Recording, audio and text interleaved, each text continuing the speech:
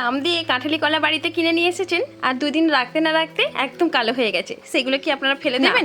আমি কিন্তু এগুলো আর ফেলবো না। এটা কিন্তু খুব সুন্দর একটা হেলদি জুস বানাবো। তবে এই জুসটা আপনাদের দেখবেন আমি কিভাবে বানাচ্ছি। খুব হেলদি, শরীরের জন্য, প্রত্যেক বাচ্চা থেকে বুড়ো থেকে বয়স্ক থেকে প্রত্যেকের জন্য কিন্তু খুবই ভালো একটা হেলদি শেক, তবে জুস। তো আপনাদের অবশ্যই ভিডিওটা শেষ পর্যন্ত দেখতে হবে। আসসালামু আলাইকুম এভরিওয়ান, কেমন আছেন আপনারা সবাই? আশা করছি যে যেখানে আছেন ভালো আছেন আর সুস্থ আছেন। আমি আলহামদুলিল্লাহ ভালো আছি।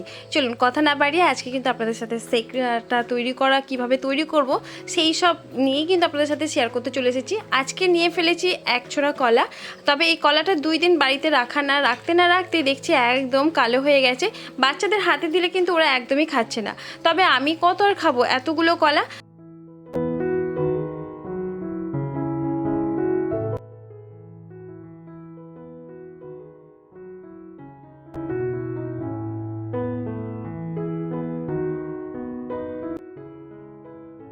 ব্যানানা শেক বানানোর জন্য আমি নিয়ে ফেলেছি কিছু কাজু, কিশমিশ, আমি নিয়েছি তারপরে এটা মাস্ট লাগবে আপনাদের ছোলার ছাতু আর খেজুর, আর এটা নেব হচ্ছে একদম, এটা আমাদের একদম সলিড আখের গুড়। আখের গুড়টা খুবই সুন্দর, আখের গুড় দিলে পারে খুবই একটা টেস্টফুল আসে। এই আখের গুড়ের ফ্লেভারটা অনেকটা ভালো হয়। অনেকে আপনারা যদি বাড়িতে না থাকেন তবে অবশ্যই আপনারা কিন্তু চিনি ইউজ করতে পারেন।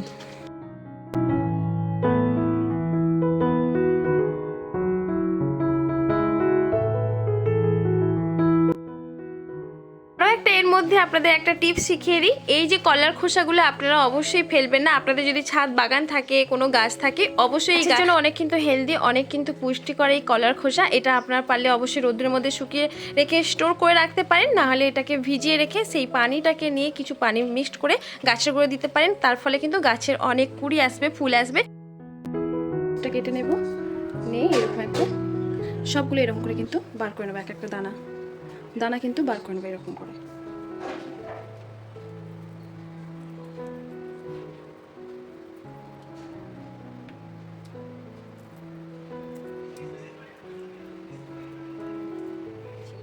ঠিক আছে, দিকে চলুন না আমি কাজু আর কিশমিশগুলো একটু পানির মধ্যে ভিজিয়ে রাখি, তাহলে পেস্ট করতে একটু আমাদের হেল্প হবে। ওগুলো যত নরম হবে তত কিন্তু ইজিলি পেস্ট হয়ে যাবে। তাই আমি যতটা পরিমাণ আপনারা নেবেন সেই পরিমাণ হিসাবে আপনারা কিন্তু ভিজিয়ে রাখতে পারেন।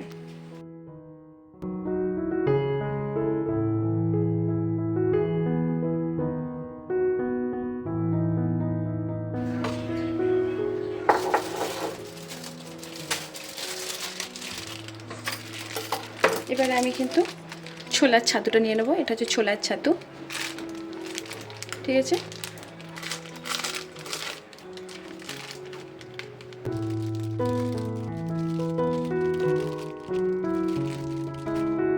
কম কম করে দেবো যেহেতু আমার পাত্রটা ছোট। খেজুর দিয়ে দিলাম, কয়েকটা রকম কলা দিয়ে দেবো। আমার মনে হয় কাটলে পারে সুবিধা হতো, ছোটো ছোটো এরকম করে কাটলে পারে আমার ব্লেডটা একটু ভালো থাকতো।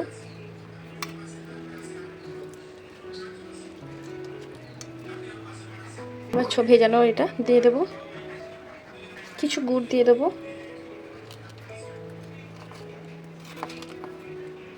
গুড়গুলো দিয়ে দেবো।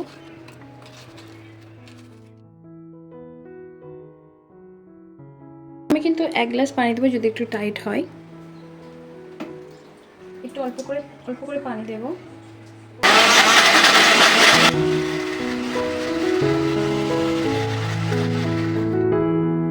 আপনাদের হয়তো টাইট ধরতে পারে, তাই আপনারা একটু চামচ দিয়ে নেড়ে দেখুন।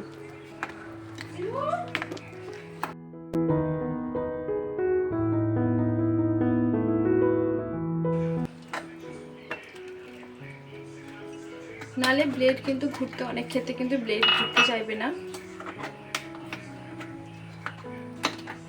একটু সময় নিয়ে কাজগুলো করবেন।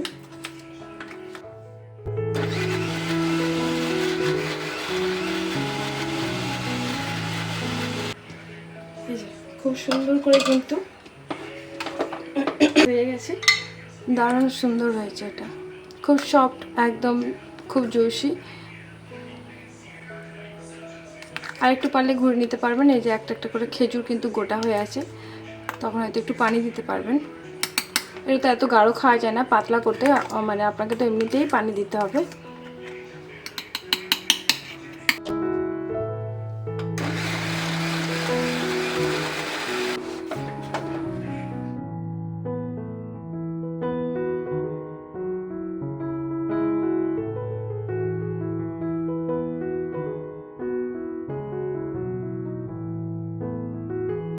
আমার যেহেতু মিক্সচার ব্র্যান্ডের এই যে পাত্রটা ছোট থাকার জন্য একবারে হয়তো এই কাজটা হতো কি 2 ক্ষেপে হতো, আমি কিন্তু 2 3 4 ক্ষেপে করেছি, কারণ পাত্রটা ছোট হওয়ার জন্য।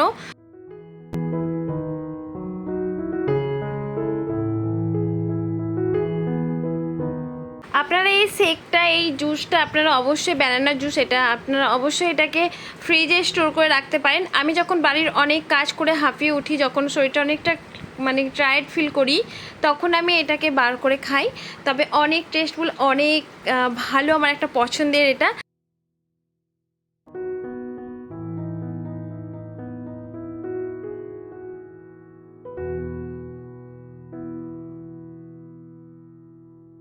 আপনাদের আমি আবার রিপিট করে দিচ্ছি, এই বানানা শেক বানানোর জন্য আপনাদের অবশ্যই মাস্ট আপনার লাগবে হচ্ছে ব্যানানা, ছোলার ছাতু, খেজুর, কাজু বাদাম, কিচমিচ, পারলে আপনাদের অবশ্যই আখরোট রাখতে পারেন। আমি আখরোটটা ছিল, আমি একটু ভুলে গিয়েছিলাম, যার জন্য আমি দিই না।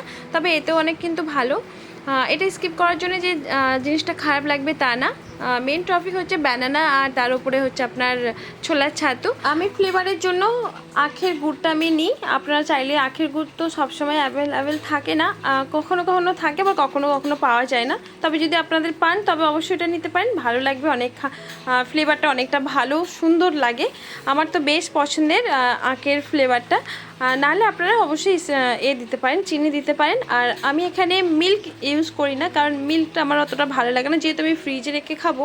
তো মিল্কটা আমার মনে হয় আমার শরীরের জন্য আমার শ্যুট করে না। যদি আপনাদের শ্যুট করে অবশ্যই আপনারা এর সাথে মিল্ক মানে গরুর দুধটা আপনারা অবশ্যই দিতে পারেন, অ্যাড করতে পারেন। আমার এখানে যেহেতু পরিমাণটা অনেকটাই বুঝতে পারছেন, 1 ছোড়া কলা প্লাস ওগুলো অনেকটা মোটা ছিল, যার ফলে না এই যে কাঁচের যে গ্লাসটা দেখতে পাচ্ছেন, জারটা দেখতে পাচ্ছেন, অনেকগুলো প্রায় ভরে গিয়েছিল। সেই জন্য আমি কি বলবো, দেখতে পাচ্ছেন কত পরিমাণে হয়েছে। তো অনেকটা দিনই খেতে হবে। তবে আমাদের বাড়ির যে বড়রা আছে সবাই পছন্দ করে যেহেতু।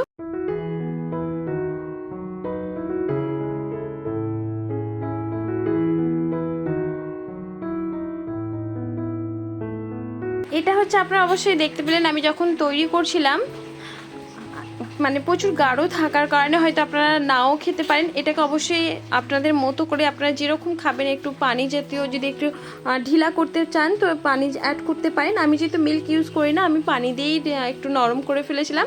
তবে আপনারা অবশ্যই শক্ত করেও খেতে পারেন। এগুলো শক্ত বলতে খায় না, এর জুস যেহেতু একটু নরম করে খাওয়াটাই আমার মনে হয় ভালো। আমি এটা অনেকটা পানি দিয়ে ইউজ করে তারপর আপনাদের কাছে ফাইনালি শেপটা আমি দেখালাম।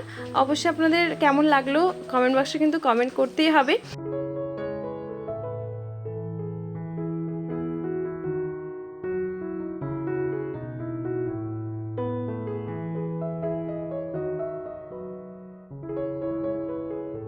আজকে আপনারা জানেন অবশ্যই আজকে সানডে, মানে আজকে ছেলের কাছে যাওয়ার। তবে গাড়ি নিয়ে বার হয়েছি, সব করেছি। এটা যখন আমি গাড়ি নিয়ে বার হয়েছিলাম তখন প্রায় 15 দিন আগে গাড়ি ভেতরে দোকানে ছিল। তো হুট করে যখন আমি স্টার্ট মারি আর স্টার্ট হয় না, অনেক প্রচেষ্টার পর, অনেক চেষ্টার পর আমার মানে ভাসুর মশাই, আমার চাচা, তো সবাইকে ডেকে নিয়ে এসেছি স্টার্ট দেওয়ার জন্য। আমি তো পেরে হাঁপিয়ে গেছি। তারপর আমার ভাসুর উনি ছিলেন, উনিও হাঁপিয়ে গেছে। বাড়ির অনেকে মানে এলাকার অনেকে মানুষ স্টার্টার দিতে পারে না। কি হয়েছে, কি সমস্যা আমি বুঝতে পারছি না। তারপর আপনাদের দাদাভাইকে আমি ফোন করলাম যে গাড়ি চলছে না, আমি কিভাবে যাব। তারপর বৃষ্টি শুরু হয়ে যায়, তখন বাজে প্রায় 1:45, 12টা থেকে 12:15 থেকে বেরিয়ে 2টো পর্যন্ত গাড়ির পেছনেই ছিলাম। অনেক কষ্ট করে আজকে দিনটা গেছে, যাই না কিভাবে আপনাদের সাথে ভয়েস করছি। অবশ্যই ভুল ত্রুটি হলে অবশ্যই ক্ষমার চোখে দেখবেন। আপনাদের দাদাভাইকে ফোন করার পর উনি 2টো মিস্ত্রিকে পাঠাই কল করে, তো দেখলাম যে গাড়ির ফিউজ নষ্ট হয়ে গেছে। আপনাদের কাছে একটা আমার কিন্তু টপিক আমার কাছে থাকবে, আপনারা যদি অবশ্যই ভিডিওটা দেখে থাকেন, আমি আপনাদের কাছে জানতে চাইবো আমার গাড়ির কি সমস্যা হয়েছে। আপনারা অবশ্যই কমেন্টে জানাবেন। আমার গাড়ির ফিউজ নষ্ট হয়ে যায়, যার ফলে স্টার্ট নেয় না। তো এটাই অবশ্যই জানাবেন আমার গাড়ির কি হয়েছিল, তাহলে বুঝতে পারবো। আপনারা অবশ্যই শেষ পর্যন্ত দেখেন, এই কমেন্টটা অবশ্যই করবেন। আমি অনেক মানুষকে আমি দেখতে চেয়েছি, বাট অনেককেও আমার দেখতে চাই না। যেসব মানুষকে দেখতে চেয়েছি এই কমেন্টে আমি দেখব। যাই হোক, এটা আলাদা ব্যাপার। অনেক দিন পর আমি এরকম সাধারণত বলি না, অনেক দিন পর আপনাদের সাথে এই কথাটা শেয়ার করলাম। অনেকে বলে দিদি আমি আপু আমি তোমার ফুল ওয়াচ করে দিয়েছি, দেখেছি পুরো ভিডিওটা, এরকম বলে। অনেক ক্ষেত্রে কিন্তু মানুষ বিজিও থাকে, আমি জানি যারা যারা বিজি আছে। আর যারা ফ্রি আছো, যদি আমার ভিডিওটা আপনাদের যদি ভালো লেগে থাকে, অবশ্যই আমি একটা গাড়ির ব্যাপার নিয়ে বলেছি, কমেন্টে জানিও, তাহলে বুঝবো তোমরা অবশ্যই আমাকে অনেক ভালোবাসো, আমার ভিডিওটা খুব মনোযোগ সহকারে দেখো। আমি অনেককে না অনেক সাপোর্ট করি, কিন্তু আমার সেই অনুযায়ী কি আমার ভিডিও দেখে না, টেনে টেনে স্কিপ করে দেখো। আমি এটা কিছুটা বুঝতে পারি। আমার ওয়াইটি থেকে মানে আমাকে ওয়াইটি বলে দেয় যে আমার সাবস্ক্রাইবাররা হচ্ছে টেনে টেনে স্কিপ করে, প্লাস অ্যাডটাকে স্কিপ করে দেয়।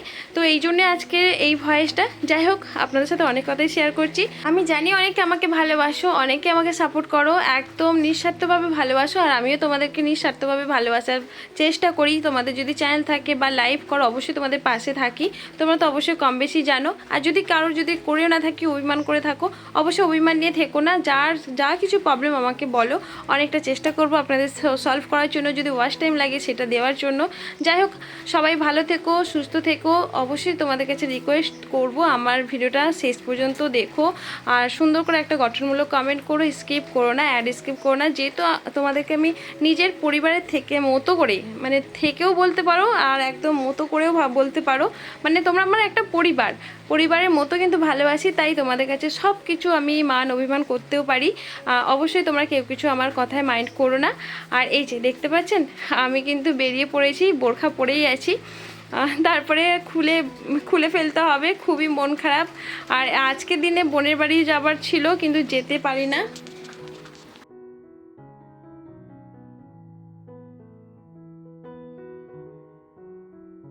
সবাই ভালো থেকো, সুস্থ থেকো, আল্লাহ হাফেজ। আবার দেখাবে কোনো একটা নেক্সট ব্লগে।